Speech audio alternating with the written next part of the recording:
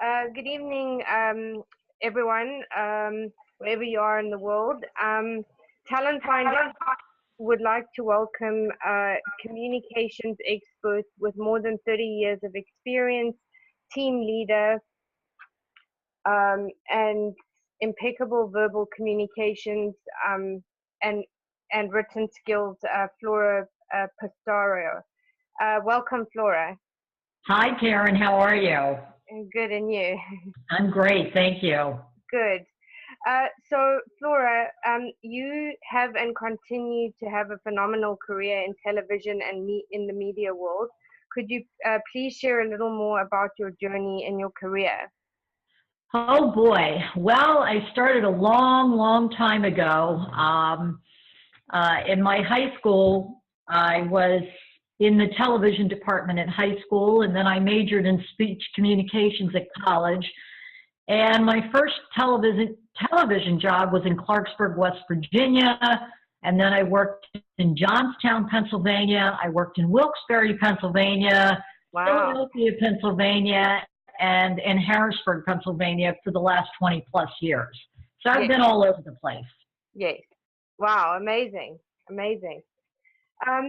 So your experience and talent and senior multimedia specialist at present, what would you say has changed for you in this industry, and what makes you different, and how have you had to adapt with the change within the media landscape? Well, I currently work for a website called penwatch.org, where I write stories and add content to the website. We also produce videos for different businesses and organizations. And I also have 2 different podcasts. I think the biggest change that has happened within the media industry is really social media and the internet. Because when I started in the business, we didn't have the internet. And the internet and social media really has changed the dynamics of everything, because people used to have to wait for their news, and now they don't want to wait anymore. They want to know right now. Right now, yeah. Instant gratification. Indeed. And so I think that's really been the biggest. You just can't wait anymore. You can't wait 3 hours to get the story out. You got to get the story out now. Yes, of course. So what would you say, leading from that, some of your biggest lessons and learnings have been from your career, as well as some of your highlights? Well, I think the biggest lessons and what I've learned is that I continue to learn every single day. I've been doing this for many, many years, and every single day I learn something new about someone that I meet, or I learn something new about a profession or a project that's coming up. So it is just it's a constant learning, and that's what I really, really like about it. The highlight, I think, of my career is of having the privilege of telling other people's stories. Yeah. Everybody really has a story to tell, and when somebody trusts me to tell their story, yes. That's really gratifying. And when I know that they are happy with the way I've told their story, that really makes me feel good. Yeah, no, that's amazing, because also it's not about sensationalizing something, or it's about telling a story authentically as well. Yeah, well, I'm not really into sensationalizing anything or being dramatic. It's just telling the story, telling it accurately, and reflecting what that person wants in their story. Yes, absolutely. So as a TV anchor and producer, there is so much more to this career. Did you get into producing while being a TV anchor, or was this something that you learned later in your career? Well, when I started in the business a long, long, long time ago, you had to do everything. You weren't just the anchor. You were also the anchor, the reporter, the producer, the writer, the editor, the photographer. So I had to know how to do everything in order to do my job, because it entailed doing everything. And while it was a lot and while it was overwhelming, I really appreciate it looking back, because I have a greater appreciation now of what the photographer goes through. I have a greater appreciation of what the editor has to do. I know how to produce. I used to be a producer, so I understand what everybody has to do, and I understand what it takes to do everybody else's job.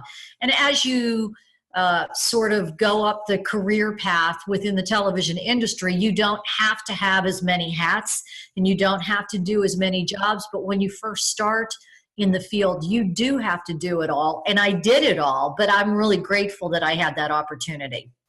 No, absolutely. And also, I think as well, it gives you more of an in-depth look at the way the whole industry works, as opposed to just being in, one arena, so to speak. Absolutely. So when reporting in the depth of a story, there is always a balance of getting emotionally involved and remaining objective and non-biased on a story. Can you share how you managed that and still remain empathetic? Well, that's an interesting question, because it really depends on the story that I'm covering.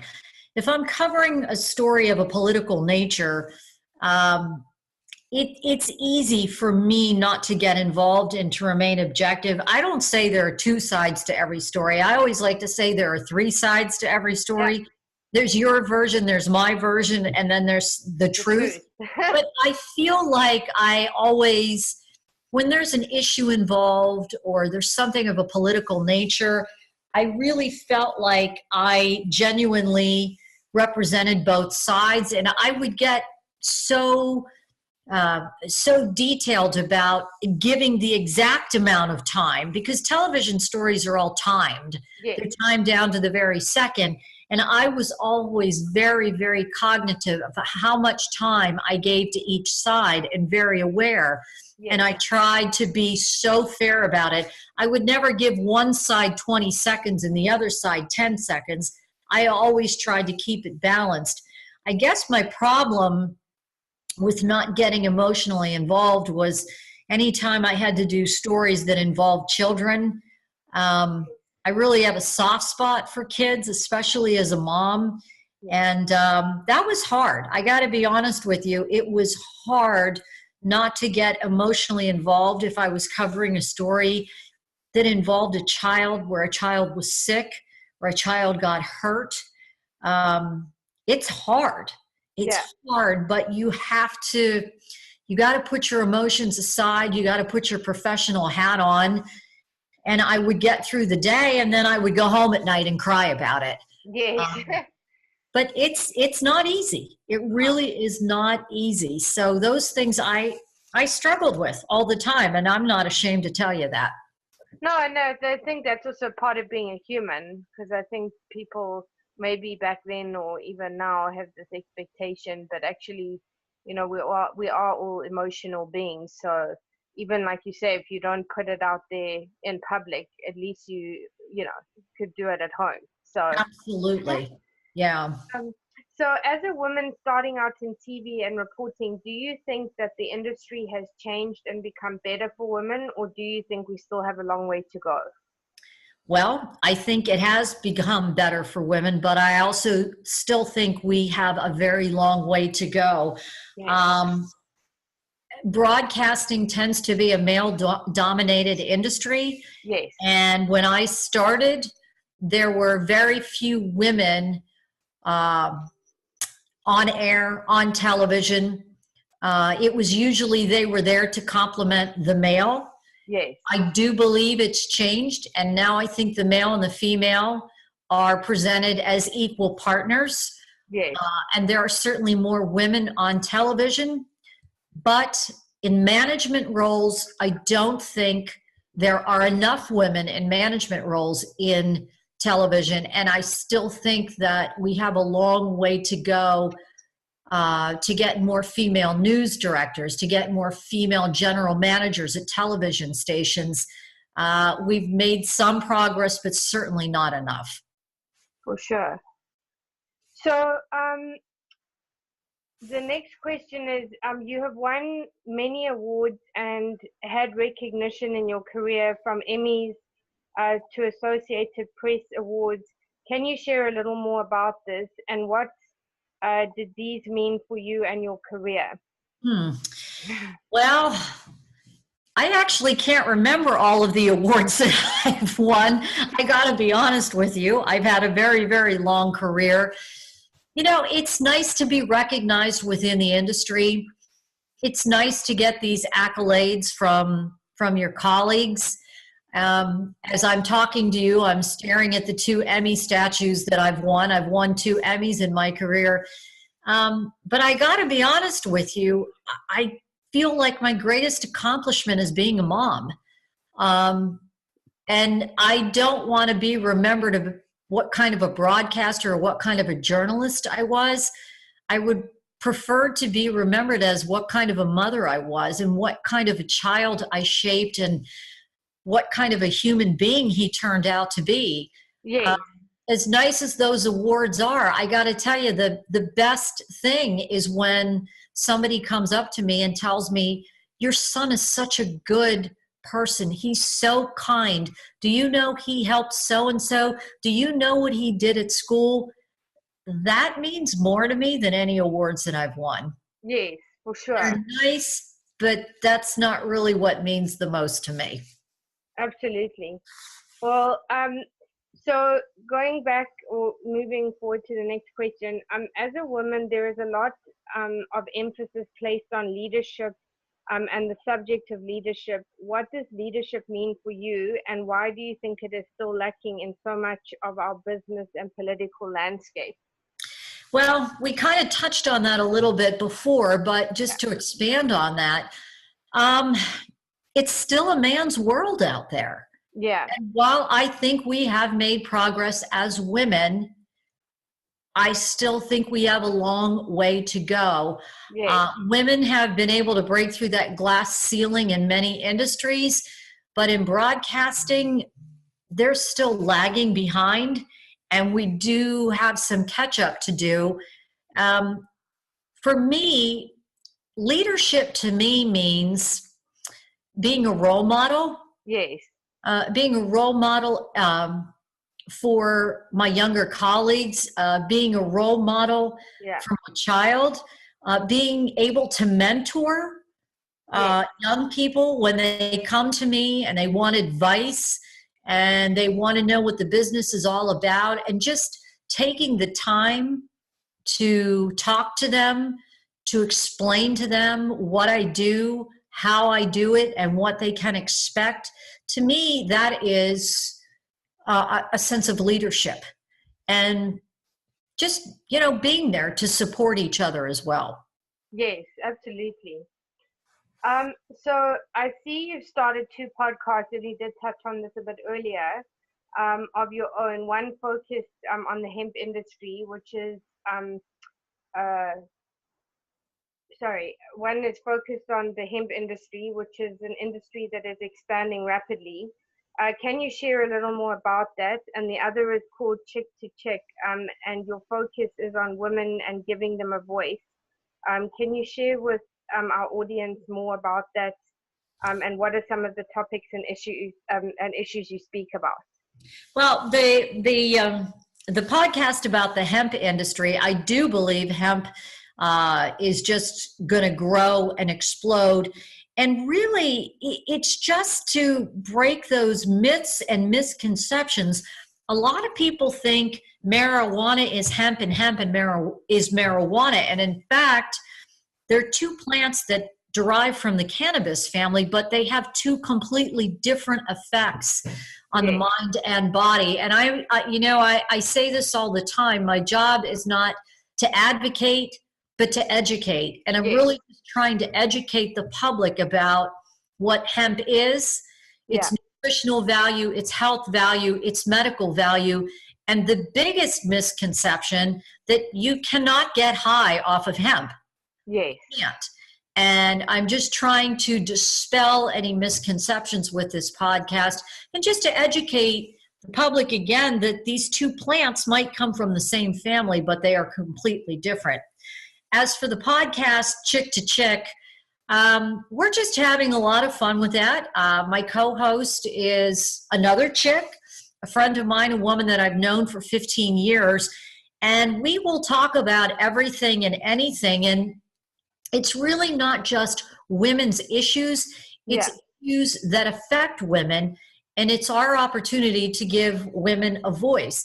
And we will talk about anything. We just taped some podcasts today, as a matter of fact, and we talked about Mother's Day and what it's like to be a mom, and we brought our own kids on, and they told us the good, the bad, and the ugly that they liked about us and didn't like about us. But by the same token, we did a podcast on Father's Day and the importance of fathers and how our own fathers had an impact on our lives. We talked about the scandal that's going on within this country concerning college admissions and Hollywood actors and actresses paying big money to get their kids in elite schools. So we don't just talk about issues that are focused on women. It's an opportunity to give women a voice on topics that are important to everyone.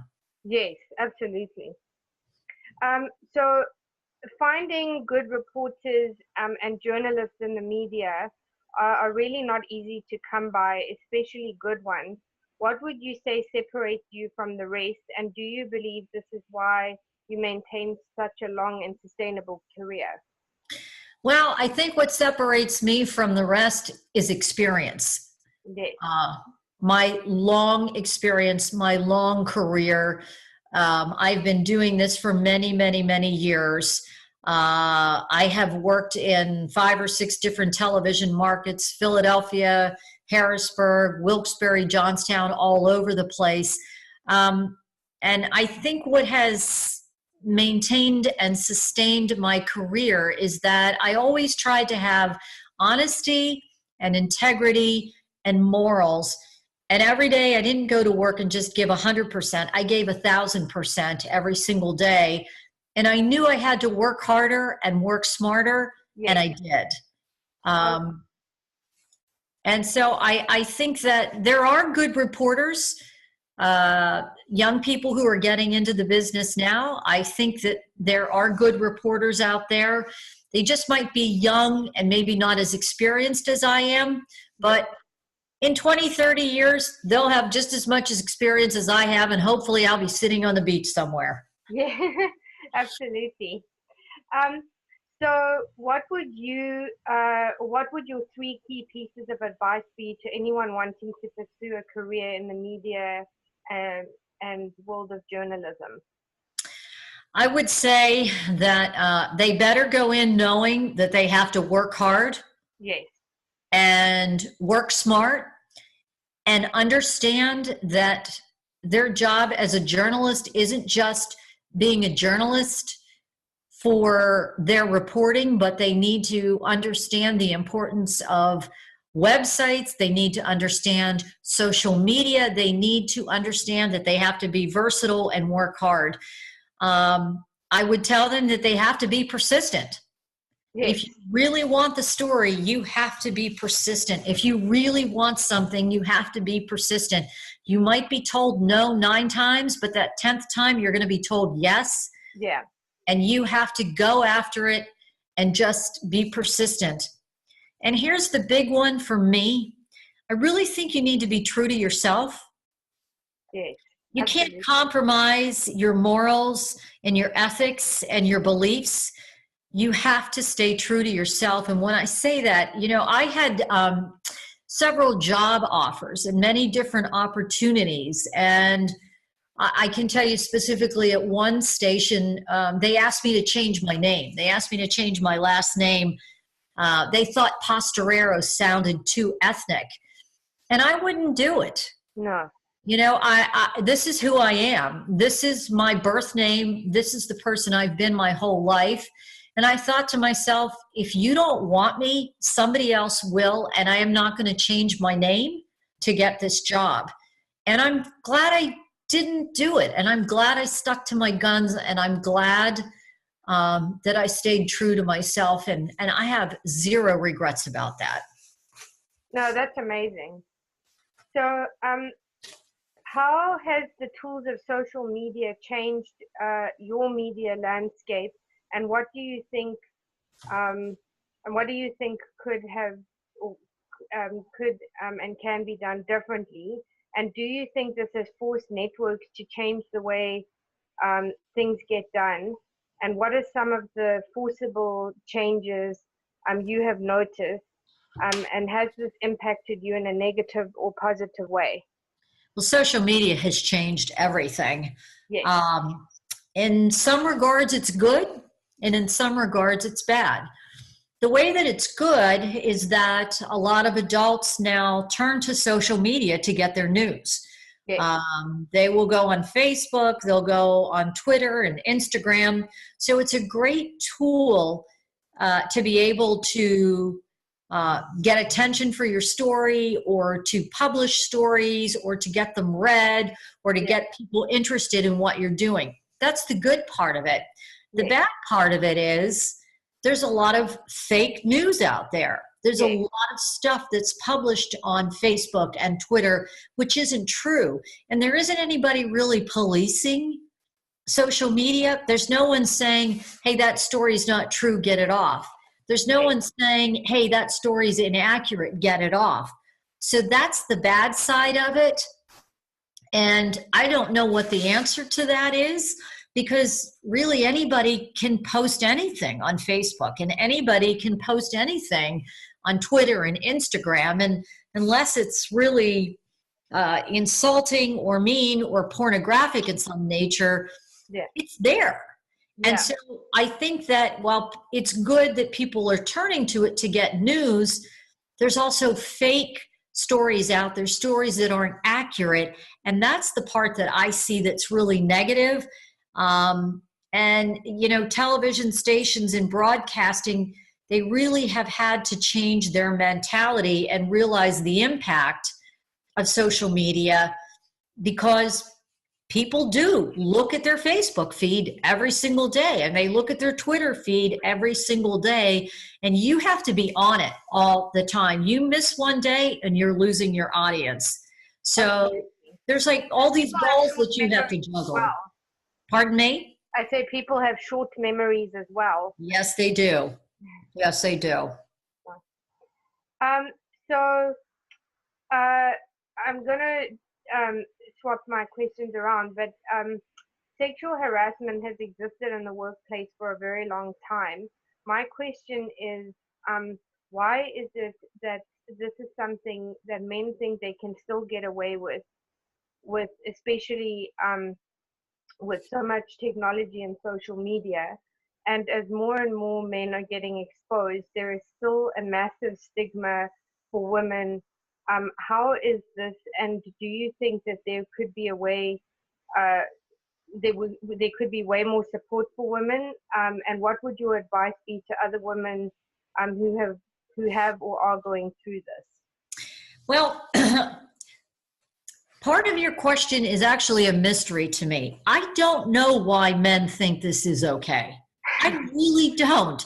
I don't know why men think it's okay to say derogatory or sexual or inappropriate things to women. I don't know why men think it's okay to comment on a woman's body, whether, you know, you're sexy or you're too thin or you're too fat. I don't know why they think this is okay. Women generally don't do these things. So this baffles me, and that might be a question more for men. Why they continue to do it in this day and age with the Me Too movement, with social media, with Twitter. I think that they try to be careful, and then they slip and they forget. And they go back to their old ways and their old practices. It baffles me. It is a mystery to me. I've had this conversation with my son so many times. What is and isn't appropriate to say to a woman. And he understands intrinsically what he can and can't say to a woman. He knows what's inappropriate. And maybe that conversation starts at home. Maybe moms and dads need to have that talk with their son, with their children when they're young, so that they don't grow into adults who do this. I don't understand it. I don't get it. I don't know why it continues. Yeah. I feel bad for a lot of women who are the subject of this. Yeah. And I think that the reason more women don't speak up is because they're afraid. Yeah. They're afraid there's going to be retaliation. They're afraid that people aren't going to believe them. Yeah, I think that's a big key factor is whether people, you know, if they report someone. Because, I mean, recently I saw a CEO and founder of Bumble, Whitney Hurd, stood before Texan courts. And, she's pressing for the fact that, why is it that, people who get arrested for indecent exposure, that's obviously a good thing, but there's no accountability on social media when people do this. So, there's also that part where people are sending unsolicited, inappropriate images without, third-party consent or otherwise. So, I mean, what is your take in terms of that? That I don't understand either. I don't understand why men send that picture. And I think we all know what that picture is. I don't know why they do it. I don't know many women who want to see that. No. I don't understand it. And because there's no one policing, you can't stop somebody from texting that. The only thing you can do is report it. Yeah. That's the only thing you can do. You can't stop it, but you can either block that person or you can report it. Yeah. Again, a lot of these things absolutely baffle me. But, getting back to why don't women speak up? They're afraid. They speak up and they think that no one's going to believe them. And the man is, oh, but he's such a good guy. He would never do anything like that. Yes, he did. Yeah. Yes, he did. And the poor woman is left, they don't believe her. It's her word against his word. Now she's marked. She's viewed as a troublemaker. Yeah. And she's afraid. She's afraid. She's afraid of retaliation. She's afraid of what's going to happen. And I have seen it over and over again, women speaking up, and then there's retaliation. And so women tend to remain silent because they're living in fear. Yeah. And that makes it 10 times worse because the emotional stuff that women go through when they know and they carry that is also impactful to them and the people around them as well. Absolutely. And my advice to women who might be listening, if something's wrong, speak up. Yeah. If something is inappropriate, speak up. If something doesn't feel right, speak up and don't live in fear because fear will cripple you. Yeah, absolutely. Fear will cripple you. And to all the other women who may be listening, let's support each other. Yeah. When you see something that's happening to somebody else, it may not be happening to you, but if you see it and you witness it, speak up. Let's support each other. Yeah. Let's support each other because that's another factor. Women need to support each other. They shouldn't go hide in the corner because they see that, oh, well, she spoke up and she was retaliated against, so I'm going to go hide in the corner and remain silent. Yeah. Two wrongs do not make a right. No. And remaining silent is just as wrong as a man saying something inappropriate. Yeah. And if we want the narrative to change, we have to be strong enough to change that. So you can't live in fear. No. So my last question is, I also see you are passionate about community projects. What would you like to share with us or the audience? And if you could share a little more about that. I am very, very passionate about community service and giving back. Yeah. I think that for a life to be fulfilled, it has to be full of giving back and helping and being there in the community. It can't just be about you and what you're doing for you and how your career. So you're a success, give back. Give back. Lend a hand, help, fundraise, work on projects, spread someone's message about giving and caring. it just feels good to give back. And I really think it's important to give back to have a life fulfilled. Well, thank you so much, Flora, for your time and for sharing about your career and really just inspiring many people out there just to, you know, to give it everything they've got and show people what's possible and what can be done. So thank you so very much for your time. Absolutely. It was my pleasure. Thank you. Thank you.